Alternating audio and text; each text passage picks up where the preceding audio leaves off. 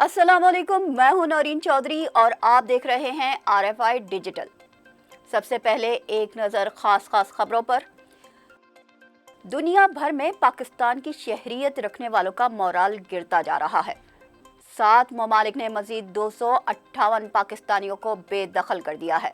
इस पर एक तफसीली रिपोर्ट पेश करेंगे, लेकिन उससे पहले बात करेंगे लबनान की, जहां जिहादी तंजीम हिजबुल्लाह को अस्करी के बाद शदीद सियासी झटका पहुंचा है।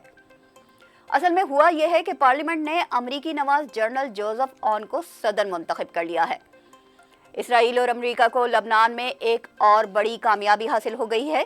इस पर भी एक नज़र डालेंगे, लेकिन उससे पहले हमारे चैनल को सब्सक्राइब कर लें और साथ ही बेल आइकन भी प्रेस कर लें ताकि आपको हमारी अपडेट्स मिलती रहें। और जनाब, क्या आप जानते हैं कि दिसंबर में क्या हुआ? नहीं? चलिए कोई बात नहीं, हम आपको बताते हैं।